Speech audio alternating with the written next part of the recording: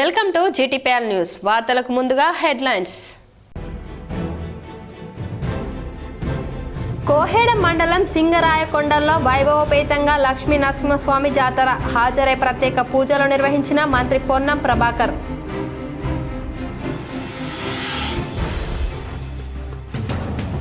హుస్నాబాద్ మున్సిపాలిటీలో పలు అభివృద్ధి పనులకు శ్రీకారం చుట్టిన మంత్రి పొన్నం ప్రభాకర్. ఇందిరమ్మ ఇల్లు, వడ్డీ రుణాలు, మహిళలకు చీరల పంపిణీ.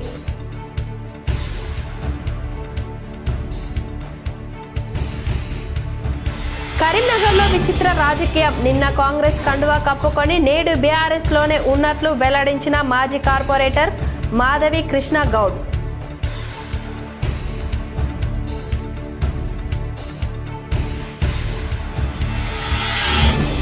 లేబర్ కోడ్స్ బీబీజీ రామ్జీ విద్యుత్ సవరణ చట్టాన్ని రద్దుకై సిపిఎం ఆందోళన. కరీంనగర్లో జీపు జాథా.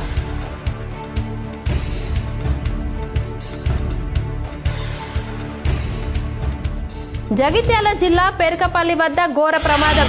కారు కరెంటు స్తంభాన్ని ఢీకొట్టి బోల్తా పడడంతో ఇద్దరు యువకుల మృతి, మరొకరికి తీవ్ర గాయాలు. హుస్నాబాద్లో రాష్ట్ర మంత్రి పొన్నం ప్రభాకర్ సుడిగాలి పర్యటన చేశారు. మున్సిపల్ ఎన్నికల నేపథ్యంలో హడావిడిగా రాష్ట్ర మంత్రి పొన్నం ప్రభాకర్ హుస్నాబాద్ మున్సిపాలిటీలో విస్తృతంగా పర్యటించారు. సిద్దిపేట జిల్లా కలెక్టర్ హైమావతి, గ్రంథాలయ సంస్థ chairman Lingamurthy, Husnabad market committee chairman Tirupati రెడ్డితో కలిసి అర్హులైన లబ్ధిదారులకు ఇందిరమ్మ ఇల్లు మంజూరు పత్రాలు అందజేసి 18 ఏళ్లు పైబడిన మహిళలకు ఇందిరమ్మ చీరలు పంపిణీ చేశారు. మహిళా సంఘాలకు 1,13,00,000 వడ్డీ లేని రుణాలు, చెక్కులను, 200 యూనిట్ల ఉచిత విద్యుత్, లబ్ధిదారుల మహిళలకు పత్రాలు పంపిణీ చేశారు. హుస్నాబాద్లో గతంలో 171 ఇందిరమ్మ ఇల్లు ఇచ్చాం, ఇప్పుడు 372 మందికి ఇందిరమ్మ ఇల్లు మంజూరు చేశామని తెలిపారు. గతంలో 10 సంవత్సరాలుగా ఒక్క డబుల్ బెడ్రూమ్ ఇల్లు రాలేదని, మొదటి విడతలో ఇల్లు పూర్తవుతున్నాయని తెలిపారు. ఇల్లు రాలేని వారు అప్లికేషన్ పెట్టుకోవాలి. రాజకీయాలకు అతీతంగా అర్హత ఉన్న వారందరికీ ఇల్లు ఇస్తామని తెలిపారు. 3,520 మంది మహిళలకు 1,13,00,000 వడ్డీ లేని రుణాలు అందిస్తున్నామని, నేటి నుండి హుస్నాబాద్లో 18 ఏళ్లు పైబడిన మహిళలందరికీ ఇందిరమ్మ ఇల్లు ఇస్తామని తెలిపారు. ఉపాధి అవకాశాలు మెరుగుపరచడానికి సెట్విన్ ద్వారా మహిళలకు శిక్షణ అందిస్తున్నామని చెప్పారు. గడ్డలో అర్బన్ ఫారెస్ట్ పార్క్ ఏర్పాటు చేస్తున్నామని, మహాసముద్రం గండి, సర్వాయి పాపన్న కోటలు, భైరవస్వామి గుడి, ఎల్లమ్మ చెరువు అభివృద్ధి చేస్తామన్నారు. రాబోయే కాలంలో కరీంనగర్, సిద్దిపేట, హన్మకొండ, జనగాం జిల్లాలకు మధ్యలో ఉన్న హుస్నాబాద్లో మరింత అభివృద్ధి చేస్తామని చెప్పారు. గౌరవెల్లి ప్రాజెక్టు పూర్తి చేసి హుస్నాబాద్ సస్యశ్యామలం చేస్తామని, హుస్నాబాద్లో ఇండస్ట్రియల్ పార్క్ ఏర్పాటు చేస్తామన్నారు. 250 పడకల ఆసుపత్రి నిర్మాణం జరుగుతుందని, పీజీ కాలేజ్ వస్తుందని, ప్లాస్టిక్ను నిషేధించి స్టీల్ వస్తువులు వాడాలని కోరారు. రూపాయి ఖర్చు లేకుండా నియోజకవర్గం మొత్తం స్టీల్ బ్యాంక్ పంపిణీ చేశామన్నారు. తినం అని అందరూ ప్రతిజ్ఞ చేయాలి. ప్లాస్టిక్ వాడితే క్యాన్సర్ సంబంధిత వ్యాధులు వస్తాయని, హుస్నాబాద్ను ప్లాస్టిక్ రహిత నియోజకవర్గంగా మార్చడానికి 277 మహిళా సంఘాలకు, 7 మండలాల సమైక్య సంఘాలకు 13 రకాల వస్తువులు ఇచ్చాం. 500 హోటల్కి గ్లాసులు ఇచ్చామని తెలిపారు. ఇందిరమ్మ ఇల్లు పత్రం వచ్చిన వారు రేపే ఇల్లు ముహూర్తం ప్రారంభించాలి. ఇసుక ఉచితంగా ఇస్తున్నామని తెలిపారు. నియోజకవర్గంలో 173 గ్రామాల్లో ఇందిరమ్మ ఇల్లు ఇచ్చామని, మొదటి విడత ఇల్లు పూర్తవుతున్నాయని తెలిపారు. రుద్రుని కాలంలో ఉన్నటువంటి సింగరాయ జాతర అప్పటి నుండి ఈ ప్రాంత ప్రజలందరికీ ఒక విశ్వాసం, నమ్మకం, భక్తి. మోయతమ్మద వాగులో స్నానం చేసి ఆ లక్ష్మీ నరసింహస్వామిని దర్శనం చేసుకొని, ఉగ్రం వీరం మహావిష్ణుం జలంతం సర్వతోముఖం నరసింహ భీషణం భద్రం ముచ్చు ముచ్చు నమామి అనే మంత్రం చదువుకుంటూ ఆ దేవుడి ఆశీస్సులు కోరుకుంటూ ఈ ప్రాంతమంతా సుభిక్షంగా సస్యశ్యామలతో రైతులందరూ పాడి పంటలతోటి అందరూ ఆయురారోగ్యాలతో ఉండాలి ఈ ప్రాంతమంతా అని ఆ భగవంతుని ప్రార్థిస్తూ అందరికీ సింగరాయ జాతర శుభాకాంక్షలు. ఆ లక్ష్మీ నరసింహ ఆశీర్వచనం ఈ ప్రాంత ప్రజలందరిపై, అటు తెలంగాణ ప్రభుత్వంపై, తెలంగాణ ప్రభుత్వ పథకాలు ప్రజలకు చేరే విధంగా ఆశీర్వచనం ఇవ్వాలని ప్రార్థిస్తూ హుస్నాబాద్ నియోజకవర్గంలోని నరసింహస్వామి జాతరలో మంత్రి పొన్నం ప్రభాకర్ పాల్గొన్నారు. జాతరకు రాష్ట్ర మంత్రి పొన్నం ప్రభాకర్ హాజరై లక్ష్మీ నరసింహస్వామి వారిని దర్శించుకొని ప్రత్యేక పూజలు నిర్వహించారు. కాకతీయ ప్రతాపరుద్రుని కాలం నుండి సింగరాయుడు పేరు మీద సింగరాయుని జాతర జరుగుతుందని తెలిపారు. సింగరాయుని జాతర విశ్వాసం మోయతుమ్మెద వాగులో స్నానం చేసి లక్ష్మీ నరసింహస్వామి వారిని దర్శించుకుంటారని చెప్పారు. సింగరాయుని జాతరకి వచ్చే భక్తులకు ఎలాంటి ఇబ్బందులు లేకుండా ప్రభుత్వం నుండి అన్ని ఏర్పాట్లు చేశామన్నారు. ఈ ప్రాంతమంతా మంచి వర్షాలతో ఉండాలి, పాడి పంటలతో ప్రజలంతా సుఖ సంతోషాలతో ఉండాలని స్వామివారిని వేడుకున్నానని తెలిపారు. తెలంగాణ ప్రభుత్వ పథకాలు ప్రజల్లోకి చేరే విధంగా ఆశీర్వాదం ఉండాలని కోరుకుంటున్నామని మంత్రి పొన్నం ప్రభాకర్ తెలిపారు. సింగరాయ జాతర అప్పటి నుండి ఈ ప్రాంత ప్రజలందరికీ ఒక విశ్వాసం, నమ్మకం, భక్తి.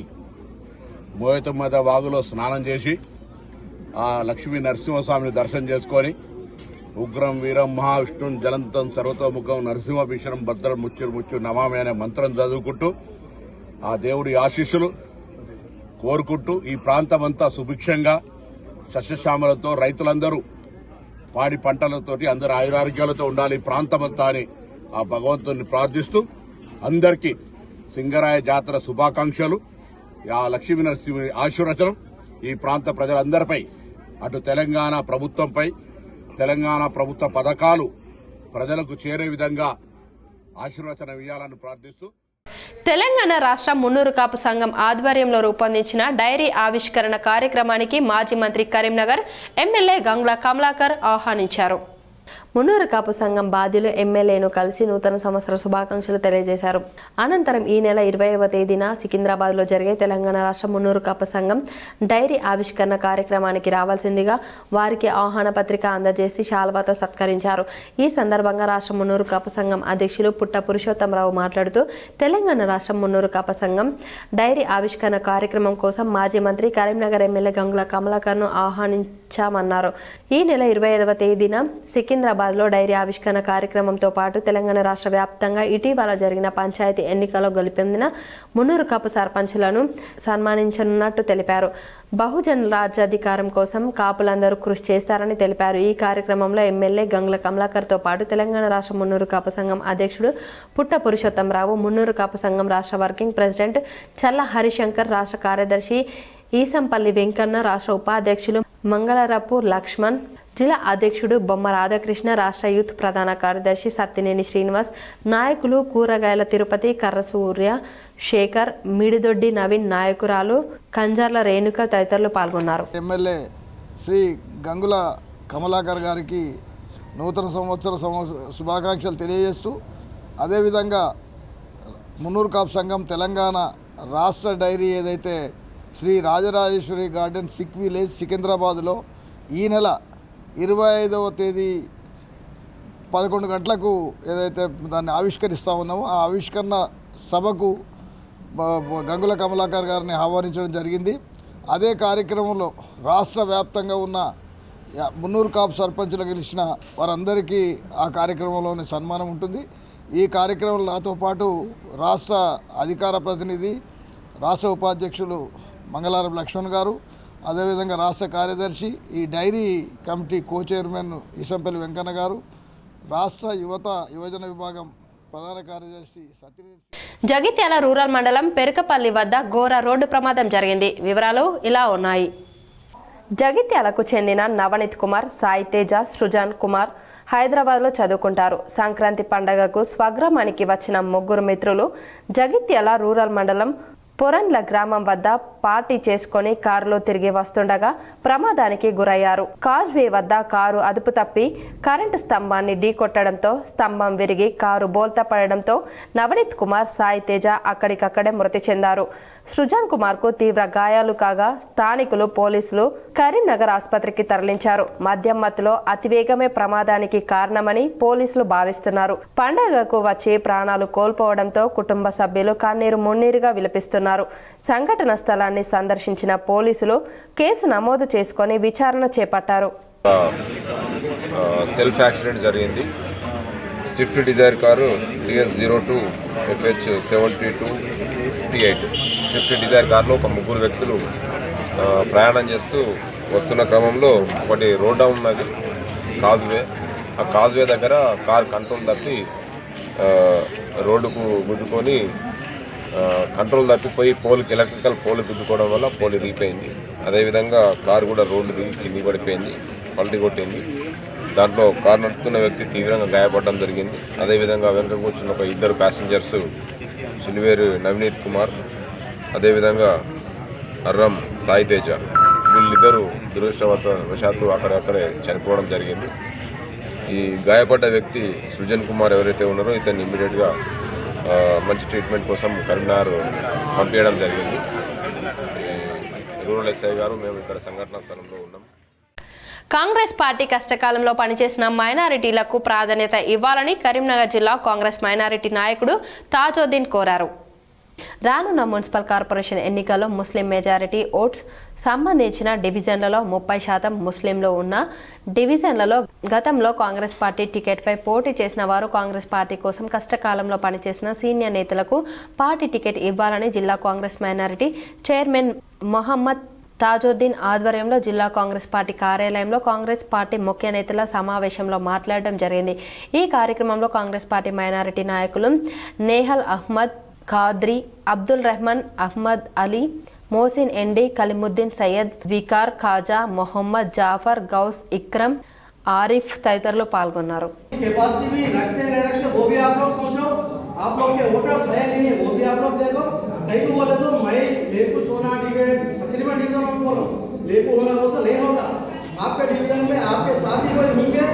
अच्छे होंगे भाई, उनके लिए 500-600 वोट होंगे, फिर अपने पार्टी का एक 500-600 वोट आता, थोड़े बहुत खरीद लेना पड़ता, ये 100 मिला है तो जवाब एक कांग्रेस का मुसलमान बनता। ये जरा आप लोग जहन में रखिए। और एक क्या है, वो इतने डिवीजनों में एक ही खवातीन है मुसलमान शबाना वाले, उनका टिकट ये कमेटी वाला किसी हाथ दिलाना तो दिलाना। కేంద్ర రాష్ట్ర ప్రభుత్వాలు అనుసరిస్తున్న కార్మిక ప్రజా వ్యతిరేక విధానాలపై పోరాటాలు చేస్తామని కరీంనగర్ సిఐటియు నాయకులు శ్రీనివాస్ ముకుందారెడ్డి తెలిపారు. సిఐటియు రైతు సంఘం వ్యవసాయ కార్మిక సంఘాల ఆధ్వర్యంలో సాగుతున్న జీపు జాథా కరీంనగర్ చేరింది.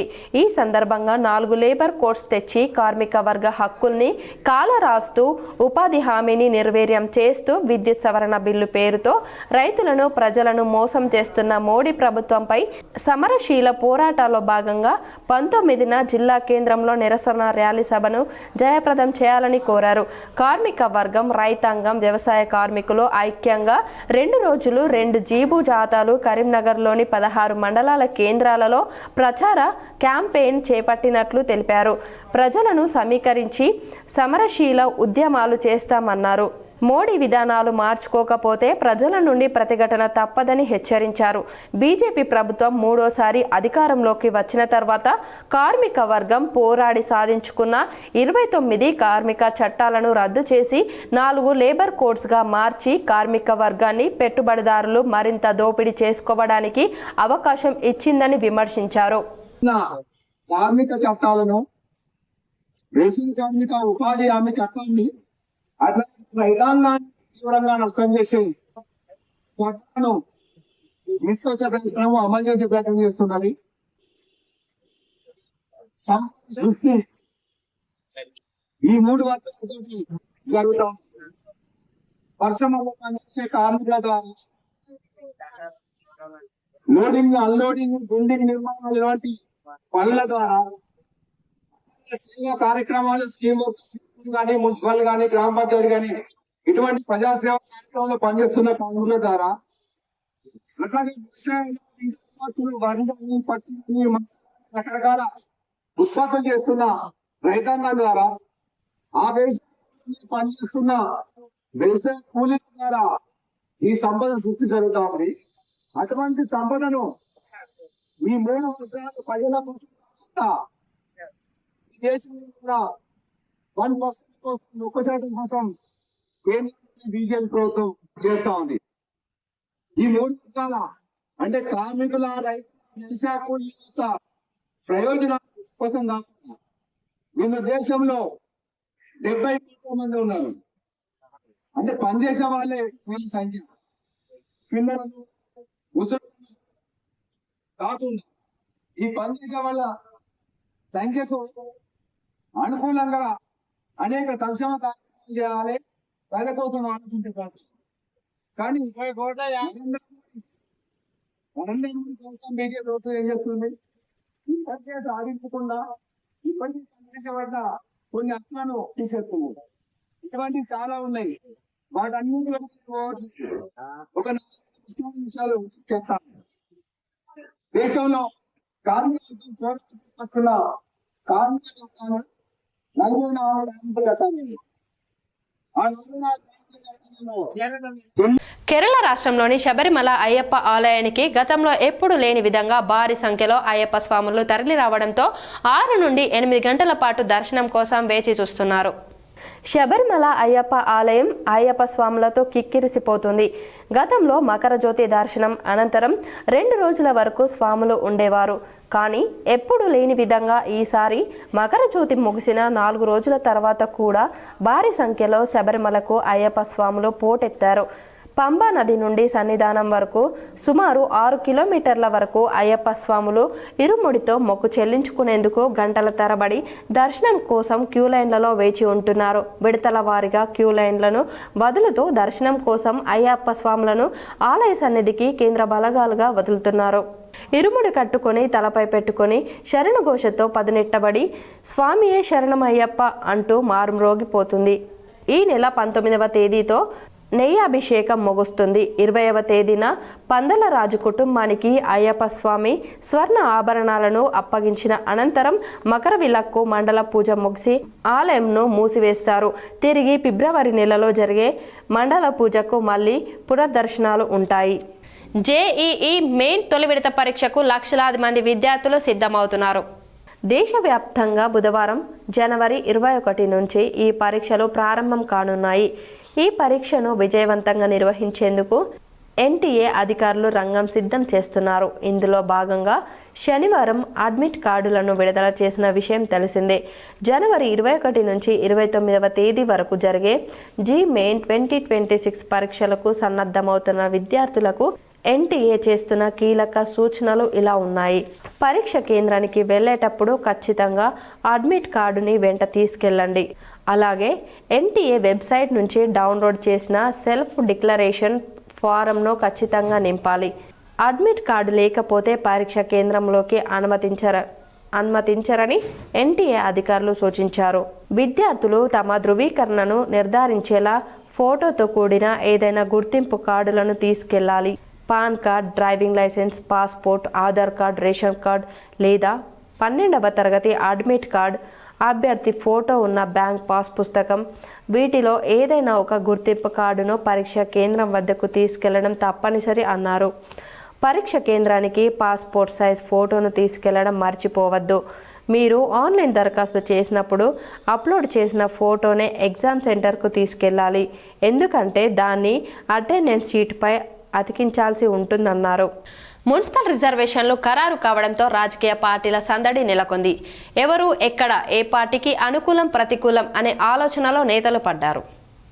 కరీంనగర్ మున్సిపల్ ఎన్నికల్లో కీలక అడుగుపడింది. వార్డులో డివిజన్ల వారీగా రిజర్వేషన్లు ఖరారుతో రాజకీయాలు వేడెక్కాయి. అభ్యర్థుల ఎంపికపై ప్రధాన పార్టీలు దృష్టి సారించగా ఎన్నికల ఏర్పాట్లలో అధికారులు నిమగ్నమయ్యారు. రాజకీయ పార్టీల హడావిడి, ఆశావాహుల ఎత్తుకు పై ఎత్తులతో పాలిటిక్స్ వేడెక్కుతున్నాయి. ఉమ్మడి కరీంనగర్ జిల్లాలో 2 మున్సిపల్ కార్పొరేషన్లు, 13 మున్సిపాలిటీలు ఉన్నాయి. కరీంనగర్ కార్పొరేషన్ మేయర్ పదవి బీసీ జనరల్కు, రామగుండం మున్సిపల్ కార్పొరేషన్ మేయర్ పదవి ఎస్సీ జనరల్కు రిజర్వ్ చేశారు. ఇక 13 మున్సిపాలిటీల్లో ఎస్సీలకు 3, బీసీలకు 4, జనరల్కు 6 చైర్మన్ పదవులు కేటాయించారు. రిజర్వేషన్లన్నీ ఖరారు కావడంతో ప్రధాన పార్టీల మధ్య నువ్వా నేనా అన్నట్లు పోటీ నెలకొంది. మేయర్, మున్సిపల్ చైర్మన్ల ఆశావాహుల ఎత్తుకు పై ఎత్తులతో నేతల కనుసల్లలో పావులు కదుపుతున్నారు. అధికార కాంగ్రెస్ ప్రధాన ప్రతిపక్షాలైన బీఆర్ఎస్, బీజేపీ వ్యూహాత్మకంగా కథన రంగంలోకి దూకేందుకు సిద్ధమవ్వడంతో రాజకీయాలు రక్తి కట్టిస్తున్నాయి.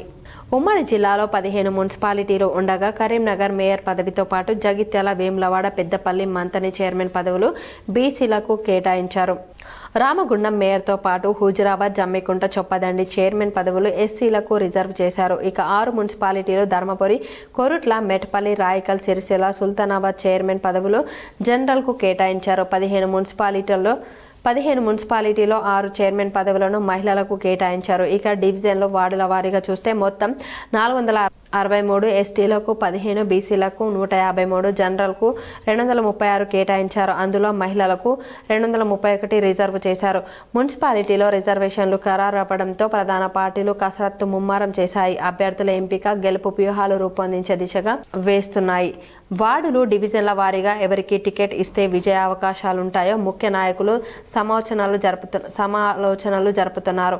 నిన్నటి వరకు బరిలో మేమంటే మేముంటామంటూ ఆశించిన నాయకులంతా రిజర్వేషన్లు వెల్లడయ్యేసరికి ఒక్కింత తగ్గారు. అన్ని పార్టీల నేతలంతా సామాజిక సమీకరణాలు కుదిరి మహిళలకు సీట్లు కేటాయించిన స్థానాల్లో తమ భార్యలు, తల్లులు, ఇతర కుటుంబ సభ్యులను పోటీలో పెట్టే యత్నాల్లో ఉండగా, ఇక సామాజిక సమీకరణాలు అసలు కుదరని చోట డిప్యూటీ మేయర్ స్థానంతోనైనా సరిపెట్టుకోవాలని ఆశపడుతున్నారు. అనుకూలమైన రిజర్వేషన్ రాకపోవడంతో తటస్థంగా ఉండేందుకు నిర్ణయించుకుంటున్నారు. మరోవైపు గెలుపు గుర్రాలకే టికెట్లు ఇవ్వాలన్న లక్ష్యంతో ప్రధాన పార్టీలు దూకుడు పెంచుతున్నాయి. ఇప్పటికే ఉమ్మడి జిల్లా పరిధిలో ఆశావాహుల జాబితా తీసుకున్నాయి. రిజర్వేషన్ల ఖరారు అనంతరం అర్హులైన వారి కోసం బడపోతకు సిద్ధమవుతున్నాయి. ఆర్థికంగా బలంగా ఉన్న వారితో పాటు ప్రజల్లో గుర్తింపు ఉన్న వారికి టికెట్ ఇవ్వాలని యోచిస్తున్నాయి. ఇందుకోసం సర్వేల ద్వారా గుర్తించి ఎవరు మెరుగ్గా ఉంటే వారికి బీ ఫామ్ ఇవ్వాలని చూస్తున్నాయి. మున్సిపల్ ఎన్నికల నేపథ్యంలో కరీంనగర్లో విచిత్ర రాజకీయాలు చోటు చేసుకుంటున్నాయి. నిన్న కాంగ్రెస్ కండువా కప్పుకున్న మాజీ కార్పొరేటర్ నేడు బీఆర్ఎస్ కండువా కప్పుకొని పార్టీ మారలేదని స్పష్టం చేశారు. పార్టీ మారినట్టు వచ్చిన వార్తల్లో వాస్తవం లేదని మీడియా ముందుకు వచ్చిన రేకుర్తికి చెందిన మాజీ కార్పొరేటర్ సుధగోని మాధవి కృష్ణగౌడ్ తెలిపారు. గత 2 రోజుల క్రితం డివిజన్ పర్యటనలో భాగంగా కాంగ్రెస్ పార్టీకి చెందిన వెలిచాల రాజేందర్ రావు తమ ఇంటికి వచ్చారని, ఇంటికి వచ్చిన అతిథిని సాధారణంగా ఆహ్వానించి శాలువతో సత్కరించామని, అయితే వెంటనే వారు వారి దగ్గర ఉన్న కాంగ్రెస్ పార్టీకి చెందిన కండువాలను మాకు కప్పడం జరిగిందని, వెంటనే ఆ కండువాలను తీసేశామని, ఆ సమయంలోనే కొంతమంది గిట్టని వాళ్ళు ఫోటోలు తీసి మీడియాకు అందించారని, దాంతో మేము తీవ్ర మనస్తాపం చెంది ఈ ప్రకటన చేస్తున్నట్టు తెలిపారు. గతంలో రేకుర్తి డివిజన్లో ఇండిపెండెంట్ అభ్యర్థిగా పోటీ చేసి గెలుపొంది కరీంనగర్ ఎమ్మెల్యే గంగుల కమలాకర్ సమక్షంలో టీఆర్ఎస్ పార్టీలో చేరిన విషయాన్ని గుర్తు చేశారు. టీఆర్ఎస్ పార్టీ ప్రభుత్వ హయాంలో మాజీ మంత్రి కరీంనగర్ ఎమ్మెల్యే గంగుల కమలాకర్ నాయకత్వంలో డివిజన్లో అనేక విధాలుగా కరీంనగర్కు ధీటుగా అభివృద్ధి చేశామని, అట్లాంటిది పార్టీ విడిచిపోవడం అనేది కేవలం కొంతమంది దురుద్దేశంతో చేసిన కుట్రనే అన్నారు. రానున్న మున్సిపల్ ఎన్నికల్లో 19వ డివిజన్ బీఆర్ఎస్ పార్టీ అభ్యర్థిగా ప్రజల ముందుకు వెళ్తున్నానని, ప్రజల మద్దతుతో భారీ మెజారిటీతో గెలవబోతున్నట్టు ధీమా వ్యక్తం చేశారు. ఎప్పటికైనా ఎమ్మెల్యే గంగుల వెంటే ఉంటామని, బీఆర్ఎస్ పార్టీని వీడే ప్రసక్తే లేదని తేల్చి చెప్పారు. పరిధిలోని రేకుర్తి గ్రామము 18వ డివిజన్గా 2019వ సంవత్సరంలో ఏర్పడ్డ తర్వాత జనరల్ మహిళా రిజర్వేషన్లో భాగంగా మా శ్రీమతి అయినటువంటి సుధగోని మాధవి గారికి అవకాశం వచ్చినందున ఇండిపెండెంట్గా జనరల్ సీట్ను గెలిపించుకొని గౌరవ శాసనసభ్యులు గౌరవనీయులు గంగుల కమలాకర్ గారి ఆధ్వర్యంలో కేసీఆర్ గారి సమక్షంలో బీఆర్ఎస్ పార్టీలో చేరి మేము ఎనలేని అభివృద్ధి కార్యక్రమాలు చేసి రేకుర్తి గ్రామాన్ని సుందరీకరించి ఈరోజు మేము రేకుర్తి గ్రామాన్ని మొదటి వరుసలో నిలపడం జరిగింది. అప్పుడున్నటువంటి ప్రభుత్వం అనేక అభివృద్ధి కార్యక్రమాలు చేపట్టి రేకుర్తి గ్రామాన్ని కరీంనగర్కు ధీటుగా అభివృద్ధి చేయడం జరిగింది. గత 2 రోజుల క్రిందట వెలిచాల రాజేందర్రావు గారు కాంగ్రెస్ పార్టీ ఇన్ఛార్జి గారు రేకుర్తి గ్రామాన్ని సందర్శించి మా ఇంటికి రావడం జరిగింది. మేము దానికి గౌరవప్రదంగా శాలువాతో సత్కరిస్తే తన యొక్క చేతిలో ఉన్నటువంటి కాంగ్రెస్ పార్టీ కండువాను మెడలో వేయడం జరిగింది. గౌరవప్రదంగా శాలువాతోని సత్కరించడం కానీ కాంగ్రెస్ పార్టీలో మేము చేరలేదు.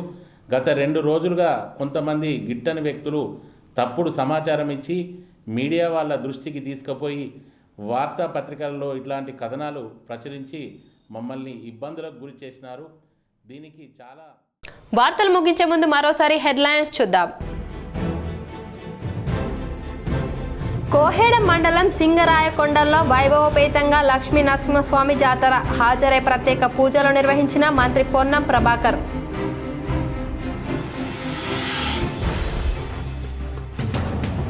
హుస్నాబాద్ మున్సిపాలిటీలో పలు అభివృద్ధి పనులకు శ్రీకారం చుట్టిన మంత్రి పొన్నం ప్రభాకర్. ఇందిరమ్మ ఇల్లు, వడ్డీ రుణాలు, మహిళలకు చీరల పంపిణీ.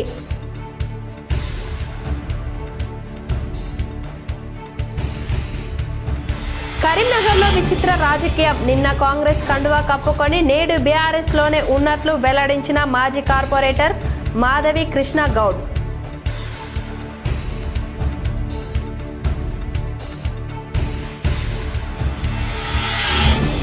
లేబర్ కోడ్స్ బీబీజీ రామ్జీ విద్యుత్ సవరణ చట్టాన్ని రద్దుకై సిపిఎం ఆందోళన. కరీంనగర్లో జీపు జాథా.